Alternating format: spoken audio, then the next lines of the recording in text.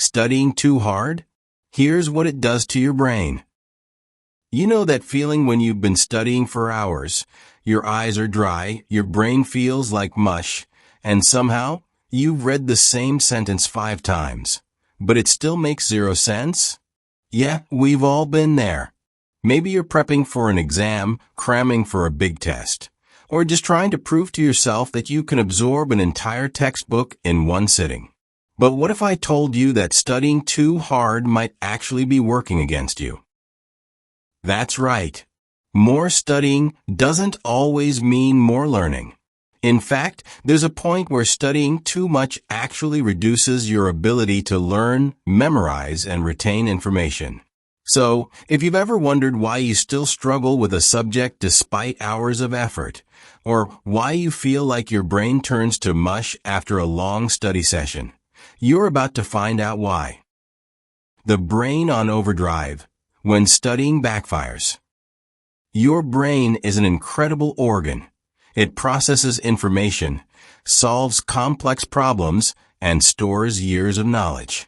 But like any machine, it has limits. When you push it too hard without giving it time to rest and recover, things start to go wrong. When you study for long hours without breaks, your brain becomes fatigued. You might feel like you're still being productive, but in reality, your cognitive functions like memory, focus, and critical thinking begin to decline. It's like trying to sprint for hours without stopping. At some point, your body gives out. Your brain works the same way. Overstudying can cause slower information processing. Your brain struggles to absorb new information effectively. Weaker memory retention. You forget things more easily, even things you just learned. Reduced focus and attention span. You get distracted more easily and lose track of details. Mental fatigue and brain fog. You feel mentally exhausted, even if you just woke up. So, if you're studying for hours but can't seem to retain anything, it's not because you're not smart enough. It's because your brain is running on fumes. The forgetting curve. Why you can't remember anything. Ever crammed all night for an exam, only to forget everything the next day? That's because of something called the forgetting curve.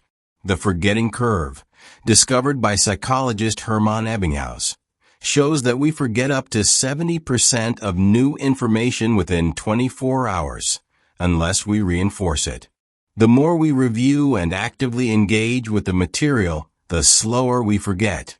But if we just read passively or binge study without breaks, our brain doesn't have time to properly store the information. Think of your brain like a sponge. If you pour water on it too quickly, most of it just spills out. But if you let it soak in gradually, it holds more. That's how learning works. You need time to absorb and process what you study. So, if you're pulling all-nighters, hoping to magically memorize everything in one go, bad news. Your brain wasn't built that way. Burnout. The hidden danger of overstudying. One of the worst consequences of studying too hard is burnout, a state of complete mental, emotional, and physical exhaustion. Burnout doesn't just make studying harder. It can make you hate studying altogether. Burnout symptoms include constant fatigue even after sleeping, loss of motivation, everything feels pointless, increased stress and anxiety over small things, difficulty concentrating or staying focused, feeling like no matter how much you study, it's never enough. If you've ever sat at your desk, staring blankly at your notes, unable to force yourself to keep going, you might be experiencing burnout. And the worst part? The more burned out you are, the harder it is to recover. Your brain needs balance. Without it, stress hormones like cortisol flood your system, making it even harder to learn. It's a vicious cycle, one that many students unknowingly fall into. The myth of more is better. We're often told that the key to success is working harder than everyone else. That's why so many students believe that if they just push themselves a little more, study a little longer, sleep a little less, they'll achieve better results. But research shows that's not true. Studying smarter is far more effective than studying harder. In fact, studies have found that short, focused study sessions work better than long, exhausting ones. Sleep plays a major role in memory retention. Without enough sleep, studying is almost useless. Active recall, testing yourself, improves learning far more than rereading notes. So, instead of trying to brute force your way through endless textbooks, try smarter techniques that actually work. How to study smarter, not harder. If studying too hard doesn't work, what does? Here are some brain-friendly strategies to help you learn better without burning out. 1. Use the Pomodoro technique. This method breaks studying into short, intense sessions. Study for 25 minutes. Take a 5-minute break. Repeat 4 times, then take a longer break. This prevents mental fatigue and keeps your brain engaged. 2. Prioritize sleep. Sleep isn't just rest. It's when your brain processes and stores information. If you pull an all-nighter, you might as well not have studied at all. 3. Mix up your study methods. Reading notes repeatedly isn't enough. Try flashcards for active recall. Teaching the material to someone else.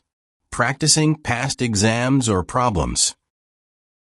The more ways you engage with information, the stronger your memory becomes. 4. Move your body. Physical activity boosts cognitive function.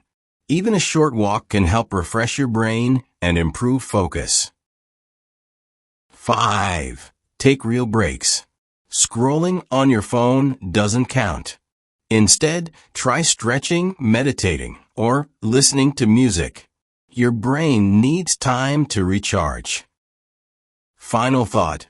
Give your brain a break. Studying is important, but pushing yourself to exhaustion isn't the answer. If you feel like your brain is shutting down, it's not because you're lazy. It's because you need rest. So, the next time you're tempted to cram for hours, remember, studying smarter beats studying harder every single time. Now, go get some rest. Your brain deserves it. Enjoyed this? Hit that subscribe button for more brain-friendly insights.